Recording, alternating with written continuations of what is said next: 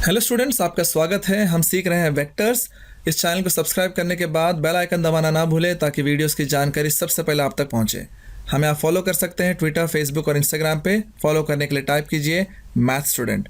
तो चलते हैं लेक्चर की तरफ। इस लेक्चर को शुरू करेंगे हम थ्योरम्स के साथ। ठीक है, पहला थ्योरम स्टेटमेंट कहता है कि two non zero vectors A and B are collinear if and only if there exist scalars m and n, at least one of them is non-zero such that m a bar plus n b bar equals to 0। ना सबसे पहले हमको समझना होगा कि दिया क्या है और प्रूव क्या करना है। ठीक है, तो सबसे पहले कहते हैं कि अगर सपोज दो वेक्टर्स है, यहाँ पर लिखा हुआ है दो वेक्टर्स है a और b। ठीक है, यहाँ पर a है, यहाँ b है, और कहते हैं कि वो नॉन ज़ीरो वेक्टर्स है। ठीक है, सभी शब्द को, हर एक वर्ड को ध्यान देना बहुत ज़रूरी है। ठीक है, थ्योरम में तो ये जो दो वेक्टर्स है ए और बी वो नॉन ज़ीरो वेक्टर्स है, यानी कि वो ज़ीरो नहीं है। और क्या कहते हैं कि वो कोलिनियर है। ठीक है, दिया हुआ है अगर वो कोलिनियर है तो हमको प्रूव करना होगा, ये इफ़ एंड ओनली इफ़ के पास आते हैं थोड़ी देर में। हमको प्रूव करना होगा कि एम ए और एन बी इस तरीके से ऐड करेंगे तो ज़ीरो मिलेगा। और साथ ही साथ ये भी बताया गया है कि एम और एन क्या है, एम और एन स्केलार्स है। ठीक है, यहाँ पर दिया देखो स्केलार्स है। ठीक है, और क्या बोलते हैं कि at least one of them is non zero. ठीक है, थोड़ा सा पोस्टमार्टम करेंगे इसका। ठीक है, यहाँ पर मैं साइड में आपको बता देता हूँ क्या क्या दिया हुआ है। मैं ग्रीन पेन से बता देता हूँ ताकि हमको पता रहे कि क्या क्या चीज़ें दिया है। सबसे पहले इसका पार्ट वन देखेंगे। पार्ट वन, ठीक है, क्या है, हमको बोला गया है कि ए एंड बी ये दो वेक्टर्स है और ये दोनों क्या है, कोलिनियर होना चाहिए। कोलिनियर होगा तो देन, ठीक है, अगर ए और बी कोलिनियर होगा तो क्या करना है, हमको क्या प्रूव करना है, हमको प्रूव करना है कि एम ए और एन बी जो है वो ज़ीरो बार होगा। ये हमको प्रूव करना है। और साथ ही साथ एम और एन के बारे में क्या पता लगाना है कि वो दोनों में से कम एक नॉन ज़ीरो होना चाहिए, है ना। यानी कि या तो एम नॉन ज़ीरो होना चाहिए या तो एन नॉन ज़ीरो होना चाहिए। एटलीस्ट बोला है, यानी कि एम और एन दोनों नॉन ज़ीरो हो जाएंगे तो भी चलेगा। ठीक है, तो हमको पहला पार्ट ये है, यानी कि ए और बी अगर कोलिनियर होगा तो हमको ये चीज़ें प्रूव करने हैं कि ये चीज़ें हो सकता है। पार्ट टू क्या है वो भी देख लो। पार्ट टू जो है इसका कॉन्वर्स है। ठीक है, कॉन्वर्स है, यानी कि क्या कहते हैं कि अगर सपोज हमारे पास इसी का उल्टा देख लो, है ना। अगर सपोज एम ए और एन बी बार अगर ऐसा होता है और मान लो कि एम जो है ज़ीरो नहीं है या फिर एन ज़ीरो नहीं है या फिर दोनों भी ज़ीरो नहीं है ना, तो हमको प्रूव करना होगा कि ए और बी जो है वो कोलिनियर है। ठीक है, देख सकते हैं पार्ट वन और पार्ट टू जो है एग्जैक्टली एक दूसरे का उल्टा है। ठीक है ना। अभी ये कैसा पता चलता है कि ये दोनों पार्ट प्रूव करना है। यहाँ देखो स्टेटमेंट में देखो इफ़ एंड ओनली इफ़ लिखा है ना, यहाँ देख के पता चलता है। ठीक है, इफ़ एंड ओनली इफ़ के पहले क्या था और इफ़ एंड ओनली इफ़ के बाद क्या है। ठीक है, तो ये जो पार्ट वन है ये इफ़ एंड ओनली इफ़ के पहले था। ठीक है, और जो दूसरा है ये वाला इस तरफ वाला ये इफ़ एंड ओनली इफ़ के बाद में है। ठीक है ना, तो इससे मालूम पड़ता है कि क्या प्रूव करना है और क्या दिया हुआ है। ठीक है, सो इस चीज़ को हम ध्यान से समझेंगे। ठीक है, कि क्या दिया है, क्या प्रूव करना है। तो सबसे पहले पार्ट वन प्रूव करना होगा। पार्ट वन के लिए हमको क्या क्या समझ में आना चाहिए, ध्यान दो। इसमें हमको दिया क्या रहेगा, सपोज़ यहाँ पर पार्ट वन में लिख देता हूँ। ठीक है, पार्ट वन में क्या बोला है कि ए और बी कोलिनियर है। याद रखो, जब दो वेक्टर कोलिनियर होते हैं तो वो एक दूसरे के स्केलार मल्टीपल होते हैं। ठीक है ना, ये 11th स्टैंडर्ड में सीखे हमने। अगर 11th में नहीं सीखे हैं तो आप फिज़िक्स में भी सीखे होंगे। ठीक है ना, जब दो वेक्टर्स कोलिनियर होते हैं तो एक दूसरे का स्केलार मल्टीपल होते हैं। ये स्केलार का क्या मतलब होता है, यहाँ पर भी मैंने बताया स्केलार, ये देखो स्टेटमेंट में भी दिया हुआ है। स्केलार का मतलब होता है कांस्टेंट, कोई भी कांस्टेंट। ठीक है ना, तो यहाँ पर जो टी है वो स्केलार है। ठीक है, सो स्केलार मल्टीपल होता है। तो हमको ये दिया हुआ है। ठीक है, ये दिया हुआ है। कैसे मालूम पड़ा दिया हुआ है, क्योंकि बोला है कोलिनियर है। कोलिनियर है तो हम ये लिख सकते हैं, यानी कि ये दिया हुआ है। ठीक है, और हमको क्या प्रूव करना है, हमको ये प्रूव करना है। भाई देखो ये वाला, ये जो है M A plus N B equal to zero होगा, ये हमको प्रूव करना है। ठीक है, ठीक है, फिर प्रूव कर देते हैं। कैसे प्रूव करना है, एक काम करते हैं। ठीक है, इसको यहाँ सब्ट्रैक्ट कर लो। ठीक है, और याद रखो जब हम वेक्टर्स के दुनिया में है, जब भी हम वेक्टर्स लिखेंगे तो ज़ीरो को सिर्फ ज़ीरो नहीं लिखेंगे, ज़ीरो बार लिखेंगे, ठीक है ना, क्योंकि हम वेक्टर्स की दुनिया में, तो इस चीज़ का ध्यान रखें। तो ठीक है, मैं इसको ऐसे लिख सकता हूँ। तो फिर देखो, इसको मैं ऐसे भी लिख सकता हूँ, ए अकेला है तो मैं इसको ऐसे बोल सकता हूँ 1 इंटू ए है ना, प्लस ये जो -2 है इसको मैंने -t जो है उसको मैंने ऐसे कर दिया, क्या कर दिया मैंने, माइनस जो t के साथ ले लिया, है ना। तो ये क्या हो जाएगा, इस तरीके से दिखेगा, ठीक है। अब क्या करना है, देखो इसको मैं m ले लेता हूँ, सॉरी इसको नहीं, 1 को m ले लेता हूँ, ये जो 1 है ना इसको मैं m मान लेता हूँ, और ये जो -t है इसको मैं n मान लेता हूँ, ठीक है। तो अभी देखो कैसे दिखेगा, नीचे चलते हैं थोड़ा सा, ठीक है, यहाँ पर थे ना, हाँ 1 को मैंने m मान लिया, तो अब ये क्या बन जाएगा, देखो ये बन जाएगा ma प्लस, और ये -t को मैंने n मान लिया तो ये हो जाएगा nb इक्वल्स टू 0, ठीक है। हो गया ना प्रूफ। क्या प्रूव करना था, यही प्रूव करना था। यहाँ देख लो, मैं रेड पेन से बता देता हूँ, ठीक है। हमको प्रूव करना था कि भाई ma प्लस nb जो है 0 होगा, और इस चीज़ का भी ध्यान देना है कि m और n जो है वो साथ में 0 नहीं होना चाहिए। तो हम देख सकते हैं m हमने किसको लिया, m हमने 1 को लिया तो 0 तो है नहीं, और ये जो t है ये भी 0 नहीं है, तो यानी कि हम यहाँ पर जो हमको चाहिए था हमने वो प्रूव कर दिया है, ठीक है। तो यहाँ पर जो है फर्स्ट पार्ट जो है ख़त्म होता है, क्योंकि यहाँ पर हमने लिख देना है where m equals to 1 and n equals to -t, ठीक है। तो यहाँ पर ख़त्म हुआ पार्ट 1, ठीक है। अब चलते हैं पार्ट 2 पे, ठीक है। इसका कॉन्वर्स सेक्शन यहाँ लिख देता हूँ मैं, ग्रीन पेन से सॉल्व करेंगे हम लोग, ठीक है। पार्ट 2 क्या है, इस बार हमको क्या दिया है, इस बार हमको उल्टा, ठीक है, हमको ये दिया हुआ है गिवन, और क्या कहा है, एटलीस्ट वन ऑफ देम, यानी कि m या n में से कम एक 0 नहीं होगा। तो हम मान लेते हैं किसी एक को 0 नहीं है, तो हम m को भी मान सकते हैं, n को भी मान सकते हैं। टेक्स्ट बुक में माना है m 0 नहीं है, तो हम एक काम करते हैं, जब टेक्स्ट बुक में माने लिया है हम वो नहीं करेंगे क्योंकि हमारे पास ऑलरेडी है, तो हम ये कर सकते हैं, ठीक है ना। मान लो n 0 नहीं है, लेट n 0 नहीं है, क्यों कर रहे हैं, क्योंकि स्टेटमेंट में बोला है, क्या बोला स्टेटमेंट में, कि एटलीस्ट, यहाँ पर देख लो एक बार, है ना, किधर लिखा है m and n at least one of them, मतलब उनमें से कम एक जो है वो 0 नहीं है, ठीक है। फिर हमने n को मान लिया 0 नहीं है, ठीक है। अब क्या कर सकते हैं, अच्छा ठीक है, इसको हम यहाँ पर इसको ऐसे लिख सकते हैं, ठीक है ना, क्या कर दिया, सब्ट्रैक्ट कर दिया, ठीक है। अब क्या कर सकते हैं, हमको पता है n 0 नहीं है, तो याद रखो जब हमको पता है n 0 नहीं है तो n से दोनों तरफ डिवाइड कर सकते हैं, है ना, तो दोनों तरफ डिवाइड कर देंगे, ठीक है। क्या हो जाएगा, देख लो, -n से डिवाइड कर लेते हैं, ठीक है, -n से डिवाइड कर लेते हैं, तो ये क्या हो जाएगा, ये देख लो क्या हो जाएगा, ये -m/n a bar equals to ये -n और ये -n, है ना, कैंसिल आउट हो जाएंगे तो बचेगा b। तो इसमें से क्या मिला, b इक्वल्स टू, अब ये जो है m भी कांस्टेंट है और n भी कांस्टेंट है, तो इसको मैं एक काम करता हूँ, कोई नया कांस्टेंट ले लेता हूँ, क्योंकि जब कांस्टेंट डिवाइड बाय कांस्टेंट है तो वो सॉल्व होने के बाद एक नया कांस्टेंट आ जाएगा, इतना ही फ़र्क होगा, ज़्यादा से ज़्यादा क्या फ़र्क हो जाएगा, है ना। तो उसके जगह मैं t लिख देता हूँ, ये नया कांस्टेंट आ गया है, तो ठीक है, यहाँ t लिख दिया मैंने, ठीक है। तो अब ये देखो कैसे हो गया, b is equals to T A bar बराबर। तो ये जो रिप्रेजेंटेशन है ये कब हो सकता है, ये तभी हो सकता है जब a एंड b कोलिनियर हो, a and b are collinear, ठीक है। ये वाला रिप्रेजेंटेशन सिर्फ तभी हो सकता है। तो जब हमको ये मिला है तो इससे साबित हो गया कि a और b जो है कोलिनियर है, और वही हमको प्रूव करना था। देखो यहाँ पर पार्ट 2 में यही हमको प्रूव करना था, तो ये हो गया हमारा पार्ट 2, ठीक है। तो इस तरीके से हमको पहला थ्योरम प्रूव करना है, ठीक है। चलते हैं अगले थ्योरम पे। तो स्टूडेंट्स आगे सेकंड थ्योरम में जाने से पहले एक कुछ कोरोलरी से हम देख लेते हैं, ठीक है ना। कोरोलरी 1 क्या कहता है, कोरोलरी का मतलब क्या होता है, थ्योरम से हम और भी कुछ सीख सकते हैं, ठीक है ना, वो चीज़ें। फाइन, तो हमने इस थ्योरम में देखा कि अगर a और b जो है अगर कोलिनियर वेक्टर्स है तो हम उसको कैसे लिख सकते हैं, कहा हमने उसको लिखा कि ma प्लस nb बार जो है वो 0 बार हो सकता है, और m और n दोनों के दोनों एक साथ 0 नहीं होंगे, यानी कि दोनों में से कोई ना कोई एक ऐसा रहेगा जो 0 नहीं है। यह हमने सीखा था।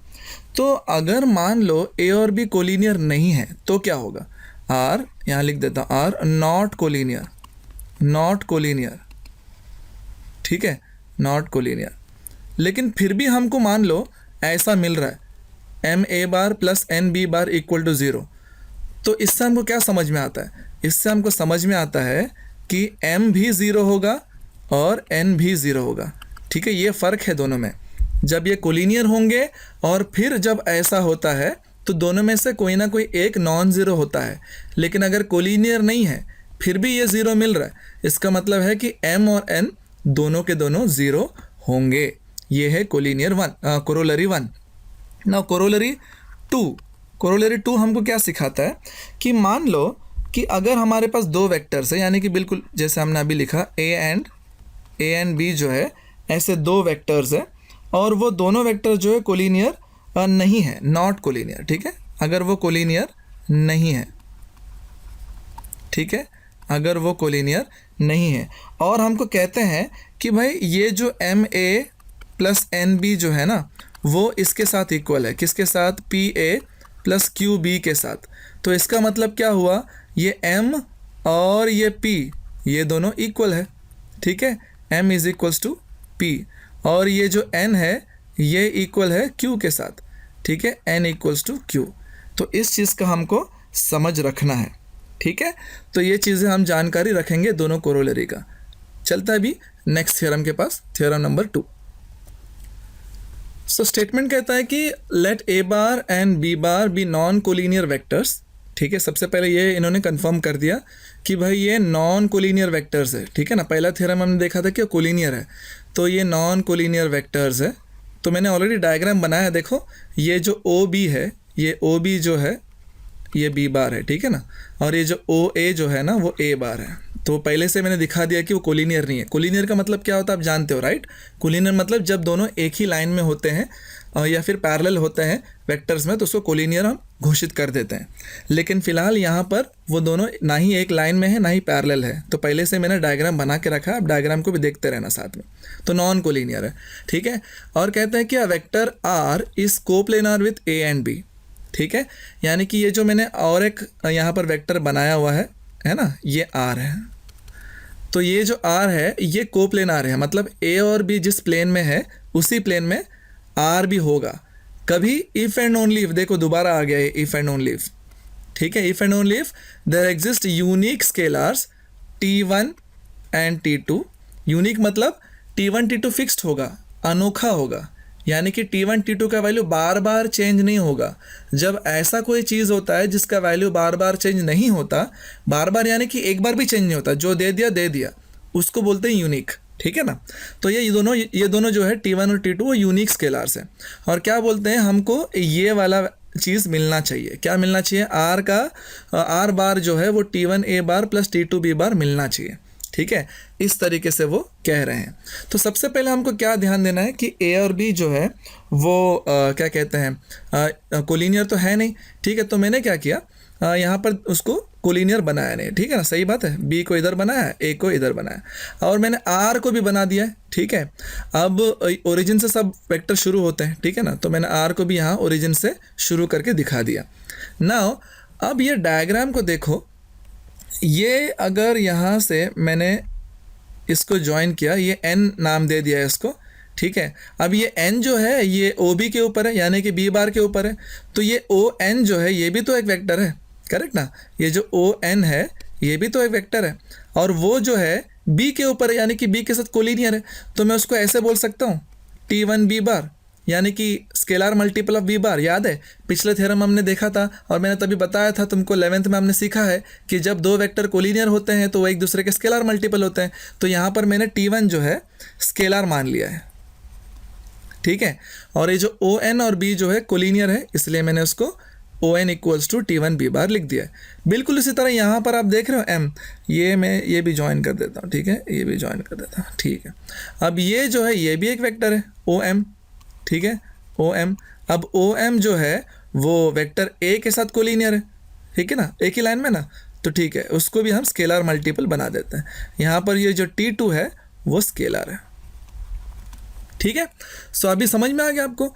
अभी ट्रायंगल लॉ बोलो या पैरेललोग्राम लॉ बोलो, जो आपने 11th में सीखा है, ठीक है, यहाँ पर ये जो ओ आर बार है, यहाँ लिख देता हूँ, ये जो ओ आर बार है उसको हम कैसे लिख सकते हैं, ओ एन बार प्लस ओ एम बार। ठीक है, ये पैरेललोग्राम लॉ है जो हमने 11th में सीखा हुआ है। लेकिन ये जो ओ आर है वो जो है आर बार होता है, और ये जो ओ एन है, यहाँ पर देखो, यहाँ पर ओ एन क्या है, T1b बार, करेक्ट। और ओ एम क्या है, ओ एम यहाँ पर देख सकते हैं T2a बार। ठीक है, अच्छा, अब एक्चुअली थ्योरम में हमको ए बार के साथ T1 चाहिए, हमने T2 ले लिया, ठीक है, गलती से ले लिया, आप उसको एक्सचेंज कर देते ना, उसको एक्सचेंज कर देते, ठीक है, ये यहाँ से निकाल दो, ठीक है, ये T1 को हम T2 कर देंगे, T2 को T1 कर देंगे, ठीक है, कोई बात नहीं है। सो ये T2 ले लो, ये T1 ले लो, सो ये होगा T2, ये T1, हो गया बात, ठीक है ना। ये जो ओ एन है वो क्या है, T2b है ना, और ये जो ओ एम है ये T1a है। ठीक है, यहाँ पर ये बात सेटल हो गया ना। यहाँ पर देख सकते हैं हमको क्या मिल गया है, हमको मिल गया है आर बार इक्वल्स टू, यहाँ पर दोबारा लिख देता हूँ, therefore R bar equals to T1a bar plus T2b bar. यही हमको चाहिए था, यही तो प्रूव करना था, यहाँ पर देख लो, यही प्रूव करना था। क्या प्रूव करना था कि अगर ये ए बार और बी बार ऐसे दो वेक्टर से जो कोलिनियर नहीं है, और हमको अगर तीसरा वेक्टर चाहिए जो उनके साथ कोप्लेनार है, यानी कि एक ही प्लेन में है, तो T1 T2 हमको ऐसे दो कांस्टेंट मिलेंगे जो यूनिक होंगे, और हम आर बार को इस तरीके से लिख सकते हैं। ये हमने प्रूव किया।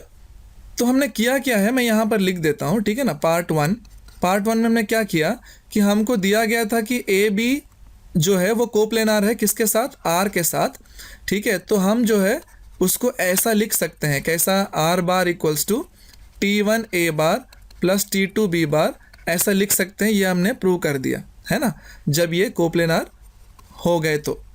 अब पार्ट 2 में क्या करना है, हमको उल्टा प्रूव करना है, यानी कि अगर R bar equals to T1a bar plus T2b bar ये दिया हुआ है, तो हमको प्रूव करना होगा कि A bar B bar and R bar जो है वो कोप्लेनार है। तो ये तो हमने कर दिया ना, पार्ट 1 कर दिया, अभी पार्ट 2 करना है। ठीक है, तो नीचे चलते हैं, पार्ट 2 यहाँ पर लिख देते हैं, है ना। पार्ट 1 तो यहाँ पर हो गया ना, पार्ट 1 हो गया, यहाँ पर पार्ट 2 हमें करना है। ठीक है, यहाँ पर मैंने ऑलरेडी लिखा हुआ है क्या करना है, ठीक है, ये दिया हुआ है और ये प्रूव करना है। ठीक है, आर बार इक्वल्स टू ये दिया हुआ है और हमको ये प्रूव करना है।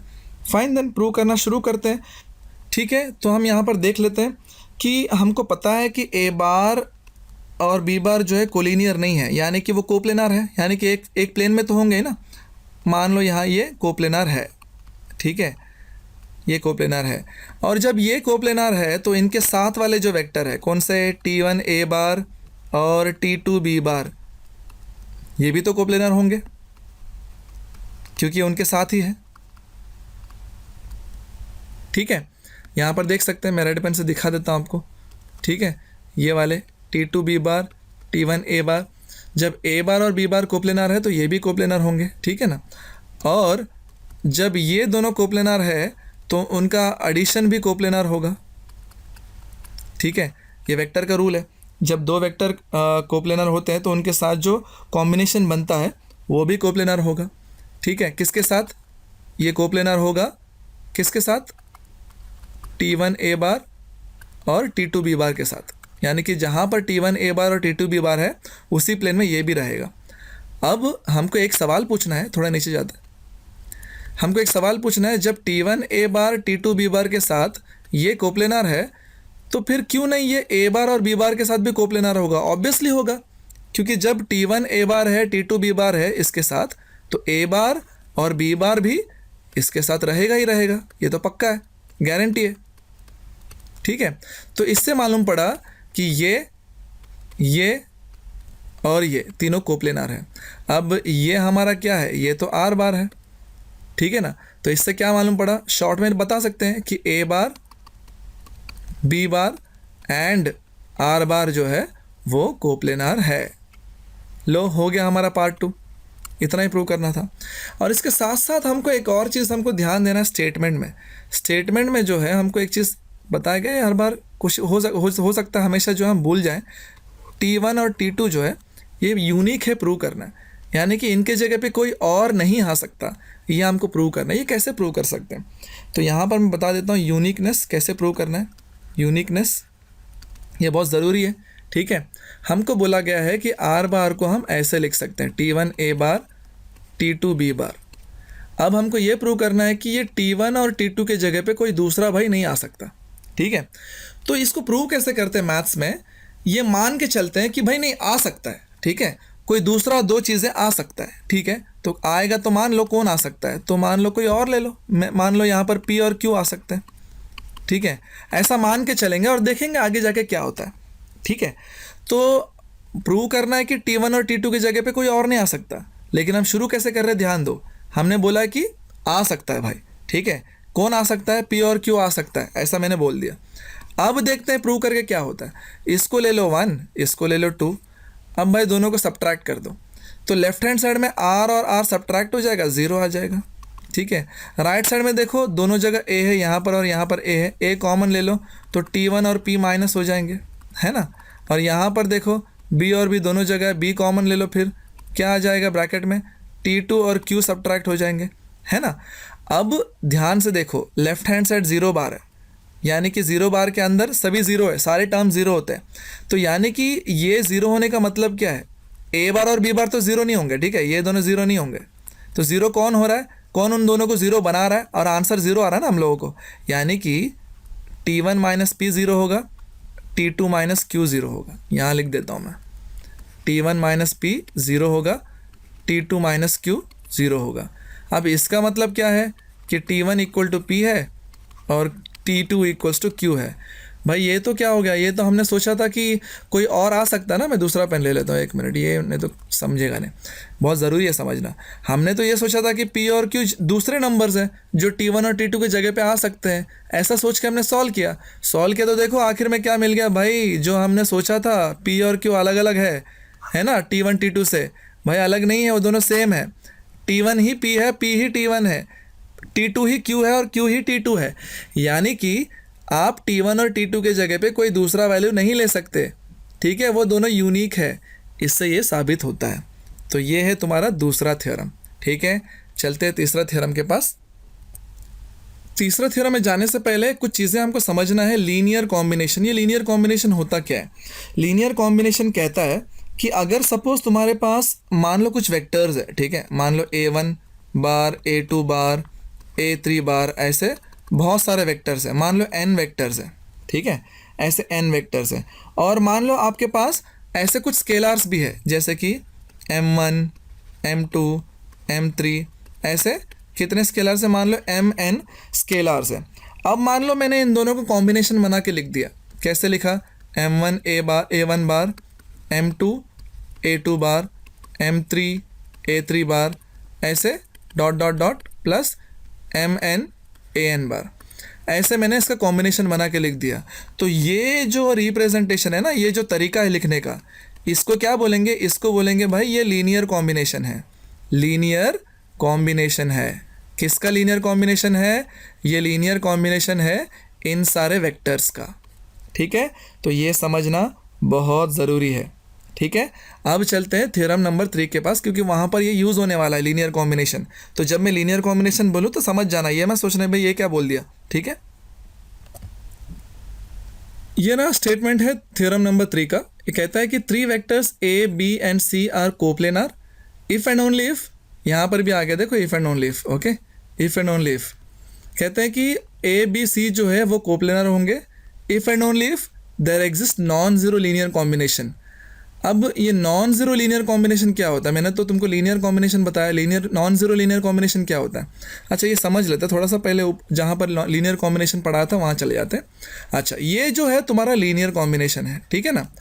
अब अगर मान लो इसमें से अगर एक भी हमको ऐसा कांस्टेंट मिल गया, यानी कि ये जो m1, m2, m3 ऐसे डॉट डॉट डॉट mn, कितने टोटल, ऐसे n सारे m है ना, इनमें से अगर एक भी वैल्यू ऐसा नॉन ज़ीरो मिला, मतलब ज़ीरो नहीं है, तो ये जो लीनियर कॉम्बिनेशन होता है ना, उसको बोलेंगे नॉन ज़ीरो लीनियर कॉम्बिनेशन। ठीक है, नॉन ज़ीरो लीनियर कॉम्बिनेशन। याद रखना मैं कॉन्स्टेंट्स की बात कर रहा हूँ। इन कॉन्स्टेंट्स में से अगर एक भी वैल्यू नॉन ज़ीरो रहा तो पूरे लीनियर कॉम्बिनेशन को क्या बोलेंगे? Non zero linear combination. ठीक है, अब चलते थ्योरम में। तो यहाँ पर भी क्या बोला है कि नॉन ज़ीरो लीनियर कॉम्बिनेशन, यानी कि ये जो कॉन्स्टेंट्स है एक्स, वाई और जेड, इन तीनों में से कोई ना कोई एक जो है वो ज़ीरो नहीं होगा। ठीक है, यानी कि तीनों की तीनों साथ में ज़ीरो नहीं होंगे, कोई दो ज़ीरो हो सकता है लेकिन तीसरा ज़ीरो पक्का नहीं होगा। अब ये तीसरा कौन सा है? वो एक्स वाई जेड में से कोई भी हो सकता है। इसलिए देखो यहाँ पर लिखा हुआ है ना, ये तीनों साथ में ज़ीरो नहीं है। ठीक है, इसका मीनिंग आप समझ लो। तो हमको ये अभी प्रूव करना है। तो पार्ट, इसमें भी दो पार्ट है। ठीक है, पार्ट 1 पार्ट 2 में ग्रीन पेन से यहाँ लिख देता हूँ। ठीक है, पार्ट 1 क्या बोला है कि ए बी और सी जो है वो कोप्लेनार है, कोप्लेनार है। और हमको प्रूव करना है कि लीनियर कॉम्बिनेशन जो है नॉन ज़ीरो लीनियर कॉम्बिनेशन होगा X A Y B Z सी। ठीक है, और वो जो है इक्वल टू 0 बार होगा। और हमको ध्यान देना है कि एक्स वाई जेड जो है वो साथ में 0 ना हो। अब पार्ट 2 क्या है? पार्ट 2 जो है जो इफ़ एंड ओनली इफ के इस तरफ है ना, इफ़ एंड ओनली इफ के इस तरफ, यानी कि पहला हमको ये दिया रहेगा कि X A Y B Z C equal to 0 होगा। तो हमको ये प्रूव करना है कि ए बार बी बार सी बार जो है वो कोप्लेनार है। ठीक है, ऐसे प्रूव करना होगा। और हमको तब भी ध्यान देना होगा कि एक्स वाई जेड जो है वो तीनों साथ में 0 ना हो। ठीक है, तो बढ़ते प्रूफ की तरफ। तो यहाँ मैं लिख देता हूँ प्रूफ। ठीक है, प्रूफ करना शुरू करते हैं। ओके, तो सबसे पहला पार्ट क्या बोला है कि ए बी सी जो है कोप्लेनार है, यानी कि ये तीन वेक्टर जो है ना एक ही प्लेन में है। अब अगर ये तीनों वेक्टर एक ही प्लेन में है तो ये तो पॉसिबल होगा ना, कि मतलब हो सकता है कि ये तीनों में से कोई दो जो है आपस में कोलिनियर है ना। अब जब तीन दोस्त, ये तीन दोस्त नहीं बोलेंगे, जब तीन लोग अगर एक एरिया में है मान लो, तो ऐसा तो पॉसिबल हो सकता है ना कि वो उन तीनों में से कोई दो लोग आपस में जानते हो एक दूसरे को, या फिर ऐसे भी हो सकते हैं जानते ही नहीं एक दूसरे को, है ना।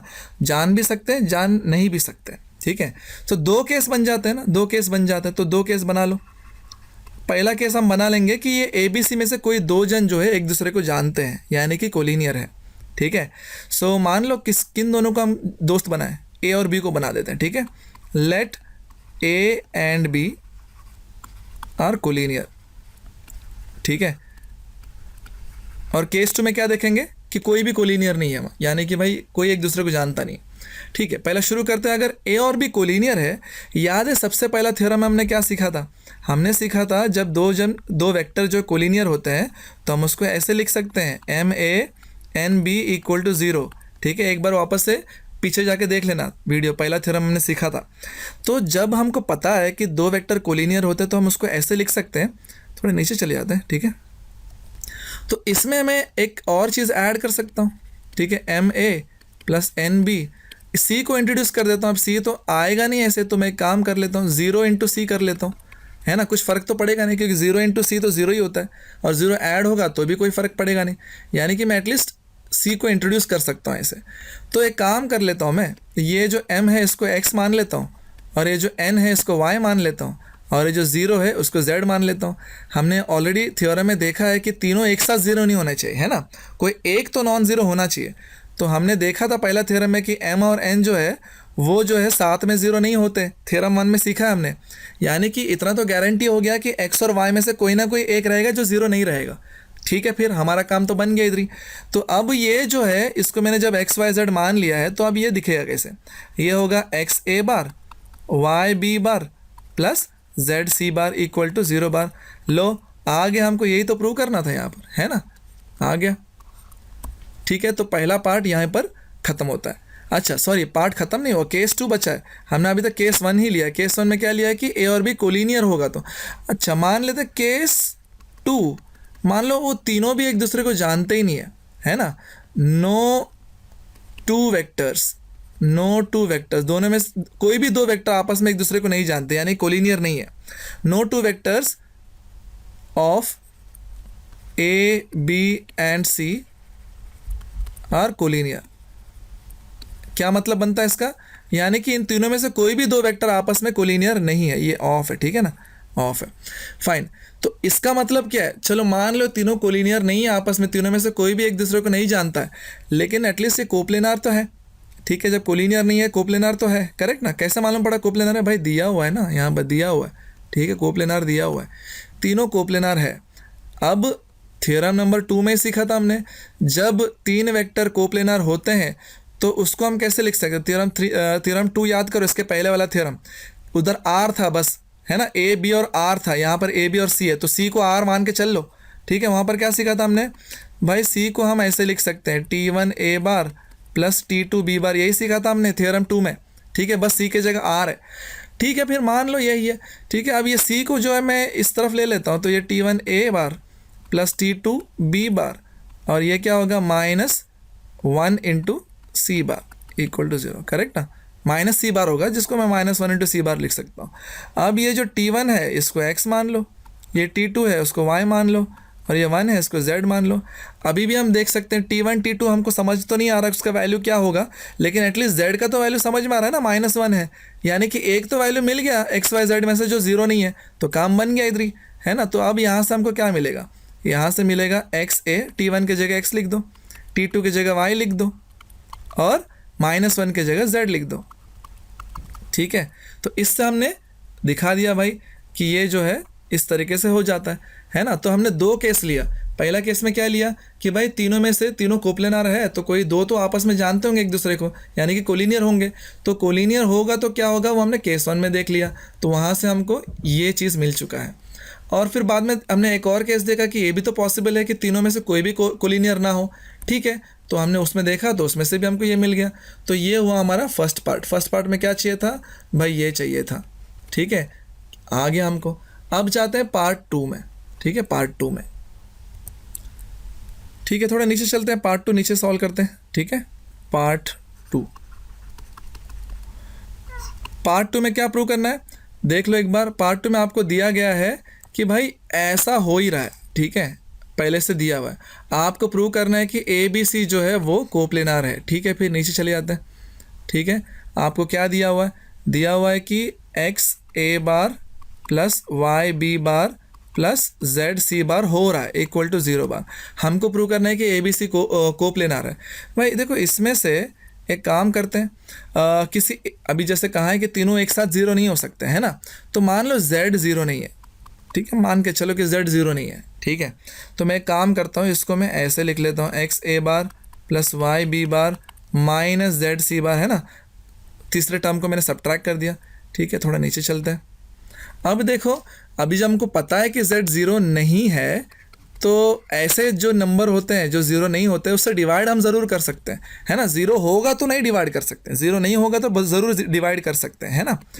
तो ये क्या होगा, डिवाइड कर लो फिर -z से, तो क्या हो जाएगा -x/z A बार, और ये -y/z B बार, है ना। तो माइनस के साथ में z जो है डिवाइड कर दिया, ठीक है। अब ये जो है इसको मैं T1 मान लेता हूँ और इसको T2 मान लेता हूँ, तो देखो ये क्या हो जाएगा, C bar equals to T1 A bar plus T2 B bar. अरे ये क्या हो गया, थ्योरम 2 में तो हमने देखा था ना कि अगर कोई वेक्टर किसी दो वेक्टर के साथ में कॉम्बिनेशन में इस तरीके से लिखा जाए तो उससे क्या साबित होता है, वो A और वो B और उन दोनों में से जो मिला, दोनों को इस्तेमाल करके जो मिला, क्या मिला, C मिला, वो तीनों क्या हो जाएंगे, कोप्लेनार हो जाएंगे। ये हमने थ्योरम 2 में सीखा है ऑलरेडी, ठीक है। तो लो हो गया पार्ट 2, यही सीखना था हमको, है ना। तो थ्योरम नंबर 3 यहीं पर ख़त्म होता है। इसमें से कुछ चीज़ें हैं जो हमको सीखना है, कोरोलरी मैंने ऑलरेडी बताया कि थ्योरम में से हमको और भी कुछ चीज़ें जो है समझ में आता है, वो हमको यहाँ पर सीखना पड़ेगा। लिख देता हूँ मैं, क्या है कि अगर हमने थ्योरम में क्या सीखा कि अगर ABC जो है वो अगर कोप्लेनार होंगे तो हमको क्या मिलेगा, XA plus YB plus ZC equal to 0 मिलेगा, और साथ ही साथ हमको ये भी मिलता है कि XYZ जो है वो साथ में 0 नहीं होते, है ना, साथ में 0 नहीं होते, ठीक है, ये हमको मिला है। लेकिन अगर सोचो ये कोप्लेनार नहीं है, नॉन कोप्लेनार, तो उस मामले में क्या होगा, अगर हमको ऐसा मिल भी जाता है लेकिन ऐसा मिलने के बाद क्या मालूम पड़ना चाहिए हमको, क्या पता होना चाहिए कि एक्स वाई जेड जो है ज़ीरो है। तो मैं ये जो 9 कैंसलेशन निकाल देता हूँ। हाँ, अब जो है बरोबर हो गया। क्या कहते हैं, हमने क्या सीखा था कि ए बी सी जो है अगर कोप्लेनार है और अगर इस तरीके से ये चीज़ें होते हैं तो एक्स वाई जेड जो है वो ज़ीरो नहीं होते, ये सीखा था। लेकिन अगर नॉन कोप्लेनार होंगे तो ये वैल्यू जो है एक्स वाई जेड के ये ज़ीरो ज़रूर होंगे। ठीक है, ये ध्यान देना है। Okay, corollary 2। कोरोलरी 2 में क्या सीख रहे हैं हम लोग? कोरोलरी 2 में ये सीख रहे हैं कि अगर सपोज कोई दो वेक्टर्स है, ठीक है, अगर उनका कॉम्बिनेशन भी है, ठीक है, एक्स ए प्लस वाई बी, एक्स और वाई कॉन्स्टेंट्स है, क्या है, ए लिया बी लिया और उसके साथ एक और कॉम्बिनेशन जो उन दोनों के साथ में मिलके बना हुआ है, हमेशा जो है ये कोप्लेनार होते हैं। ठीक है, हमेशा जो है ये कोप्लेनार होंगे, हमेशा याद रखो। दो वेक्टर और उन दोनों के साथ मिलकर जो बना है तीसरा, वो भी तीनों के तीनों कोप्लेनार होते हैं, चाहे एक्स का वैल्यू जो कुछ भी हो, for all values of X and Y, यानी कि एक्स का और वाई का वैल्यू जो चाहे जो कुछ भी हो, ये तीनों ज़रूर कोप्लेनार होंगे। तो ये है कोरोलरी जो हमको थ्योरम नंबर 3 से सीखना था। ठीक है, तो चलते हैं थ्योरम नंबर 4 के पास। सो थ्योरम नंबर 4 का स्टेटमेंट कहता है if A B and C are 3 non coplanar vectors. Okay, so ध्यान दो, पहला हमने शुरू किया थ्योरम नंबर 1 कोलिनियर से, फिर हमने देखा थ्योरम नंबर 2 नॉन कोलिनियर, ठीक है, फिर तीसरे में आया कोप्लेनार, अब चौथे में क्या आ रहा है, नॉन कोप्लेनार। यानी कि 3 वेक्टर्स है ए बी सी, वो कोप्लेनार नहीं है, यानी कि कोई भी सेम प्लेन में नहीं है। तो इसलिए आप देख सकते हैं यहाँ पर देखो, सी अलग है, बी अलग है और ए अलग है ना, अलग अलग प्लेन्स में। ठीक है ना, और आप देख रहे होंगे मैंने अलग अलग कलर इस्तेमाल किया है ये समझाने के लिए कि जो जो ब्लू में है वो सब एक साथ पैरेलल है ना, पैरेलल बोलो या कोलिनियर बोलो। ठीक है, और जो ग्रीन और रेड में होंगे फिलहाल तो कोई है नहीं, तो आपको समझना है कि जो जो साथ में सेम कलर वाले वो एक ग्रुप वाले। ठीक है, फाइन। अब हम देखते हैं कि क्या पूछा है कि अगर ऐसा होगा, नॉन कोलिनियर होगा, देन एनी वेक्टर आर, कोई भी vector R in the space यानी कि बीच में कहीं तो है, देखो ये वाला पॉइंट है ना आर, ये बीच में है, can be uniquely expressed as linear combination of A B C. यानी कि आपको बोल रहे हैं कि वो आर को हम यूनिकली एक्सप्रेस कर सकते हैं linear combination of A B C, यानी कि आर को हम लीनियर कॉम्बिनेशन में कांस्टेंट ज़रूरत होता है, तो हम 3 कांस्टेंट ले लेते हैं। कौन सा लेंगे, मान लो एक्स वाई जेड ले लेते हैं। ठीक है, एक्स ले लेते हैं ए के साथ, बी ले लेते हैं वाई के साथ, और सी जेड ले लेते हैं, सॉरी वाई ले लेते हैं बी के साथ, जेड ले लेते हैं सी के साथ। तो R bar equals to X A bar plus Y B bar plus Z C bar, ये हमको प्रूव करना है। ठीक है, लीनियर कॉम्बिनेशन जिसमें एक्स वाई जेड क्या है, कॉन्स्टेंट्स है। ठीक है, एक्स वाई, ये जो वाई और एक्स और ये जो जेड है, ये सब क्या है, कॉन्स्टेंट्स है। तो ये हमको प्रूव करना है। ठीक है, ठीक है, फिर आप डायग्राम देख सकते हैं, है ना। डायग्राम में आपको सब कुछ लिखना पड़ेगा। ठीक है, आपने कैसे कैसे कंस्ट्रक्शन किया है, वो सब स्टेटमेंट्स है, वो आपको टेक्स्ट बुक से मिल जाएंगे। ये मैं बता नहीं रहा हूँ यहाँ पर, सिर्फ मैंने डायग्राम बनाया तब समझा सकूँ आपको। ठीक है, तो सबसे पहले आप देख सकते हैं कि ये जो ए एस है ना, ए एस, यहाँ पर देखो ए एस और बी टी और सी आर है ना, पी क्यू, ये सब जो है सी वेक्टर सी के डायरेक्शन में है, यानी कि उसके साथ पैरेलल बोल सकते हैं, कोलिनियर नहीं बोल सकते फिलहाल, तो ऐसे बोल सकते हैं कि पैरेलल है। ठीक है, फाइन। तो अभी हमको एक चीज़ समझना है, ये जो ए आर है, ठीक है, ए आर बार देख लो, ये जो मैंने डायरेक्शन बनाया है बीच में ए आर बार। ठीक है, अगर मैं उसको ट्रायंगल यूज़ करो, ट्रायंगल कौन सा यूज़ करता हूँ, ये देखो, ये है ना ए सी आर, है ना, ट्रायंगल ए सी आर। अगर मैं ये देख लूँ, डायग्राम ध्यान से देखो, तो आप देख सकते हो ये जो ए आर है वो मुझे कैसे मिलेगा, वो मुझे मिलेगा ए सी प्लस सी आर। ये देखो, ये ए सी का डायरेक्शन, ट्रायंगल लो है ना, ए सी प्लस सी से आर, बहुत आसान है समझना। ठीक है, ए से लेके आर तक जाना है, लेकिन मुझे सी से होके जाना है। ठीक है, फिर ए से लेके सी तक चले जाओ, उसके बाद सी से लेके आर तक चले जाओ, बन गया बात, है ना, यही चाहिए था हमको। ठीक है, अच्छा, अब इसको ले लो 1। अब दूसरा ट्रायंगल एक देख लेते हैं, ट्रायंगल ये वाला देख लेते हैं, ये A B C, triangle A B C देख लो, ठीक है। ट्रायंगल ABC में आपको क्या मालूम पड़ रहा है, ये जो AC है हमको A से लेके C तक जाना है, तो B से होके जाना है, लेकिन तो क्या करना पड़ेगा, ठीक है, फिर A से लेके B तक चले जाओ पहले, है ना, डायरेक्शन देख लो, A से लेके B तक चले जाओ, फिर B से लेके C तक चले जाओ, पहुंच जाओगे ना। सही बात है, पहुंच जाएंगे, क्यों नहीं पहुंचेंगे। ठीक है, अब ये जो 2 है इसको हम पुट करेंगे 1 में। ठीक है, देखते हैं क्या होता है, थोड़े नीचे चले जाते हैं। ये 2 को 1 में पुट कर लेंगे, यानी कि AC के जगह पे ये जो मिला है ये डाल देंगे, तो क्या होगा, AR bar equals to AC bar के जगह पे AB bar plus BC bar plus CR bar. ठीक है, अब ध्यान देने वाली बात है, मैं यहाँ पर किसी और कलर से करूँ क्या, ब्लैक से ही कर देता हूँ। ठीक है, AB जो है, ये जो AB है, ठीक है, ये किसके साथ है, ये A के साथ है, देखो ध्यान से, है ना, यानी कि AB और A जो है ये एक ही लाइन में कोलिनियर है ना। तो मैं AB को ऐसे लिख सकता हूँ, स्केलर मल्टीपल, है ना। ओके, BC देख लो, अब ये जो BC है ये B को पैरेलल है ना। वेक्टर्स में जो है पैरेलल वेक्टर्स को भी कोलिनियर ऐसे मान के चल सकते हैं, है ना, तो उसको भी आप स्केलर मल्टीपल लिख सकते हो। लो मैंने लिख दिया। अब CR को देखो, CR देखो, पहले से मैंने ब्लू में बनाया था ऑलरेडी, C के साथ जो है ये C के साथ में है ना, ये इसका बार बंद हो गया, हाँ, C के साथ में, तो आप बोल सकते हो C के साथ कोलिनियर है क्योंकि पैरेलल है, तो उसके साथ भी आप स्केलर मल्टीपल ले सकते हो। तो ये वैल्यूज़ के जगह पे हम ये वैल्यूज़ पुट कर देंगे, देखो क्या हो जाएगा। और ये जो AR तो भूल ही गए, अच्छा, ये AR को मैं R ऐसे नाम दे देता हूँ, ठीक है, ये मेरा R है। सो AR जो है R है, AB जो है XA हो गया, और BC जो है YB हो गया, और CR जो है ZC हो गया। लो, हो गया प्रूफ, इतना ही था। ठीक है, सिर्फ डायग्राम ही दिखने में थोड़ा सा खतरनाक है, लेकिन प्रूफ काफ़ी सिंपल था, है ना। प्रूफ मैंने शुरू ही कहाँ से किया, यहीं से शुरू किया था, प्रूफ यहाँ से शुरू किया था, यहीं पर ख़त्म हो गया, ठीक है ना। लेकिन सिर्फ इसमें जो स्टेटमेंट्स होते हैं ना, जो एक्सप्लेन कर रहे हैं डायग्राम को, वो सब लिखना पड़ेगा, ठीक है। आप अपने वर्ड्स में भी लिख सकते हैं, ज़रूरी नहीं है कि आपको रट्टा मार के जाना है, नहीं, आप बिल्कुल भी रट्टा मत मारना, ठीक है। आप जो दिख रहा है डायग्राम उसको देखो, क्या लिखा है पढ़ो, आपको समझ में आ जाएगा कि उसको देख के लिखा हुआ है, वही आपको लिखना है बस, ठीक है। लेकिन एक और चीज़ हमें यहाँ प्रूव करना है, यहाँ स्टेटमेंट देख लेते हैं, यूनिकली, यानी कि ये जो XYZ है वो यूनिक है, ये प्रूव करना है, ठीक है।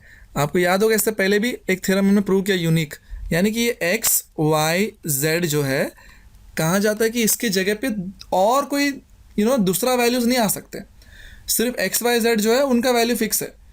तो ये हमको प्रूव करना है, लेकिन यूनिक है, तो ये कैसे प्रूव करेंगे, यहाँ लिख देता हूँ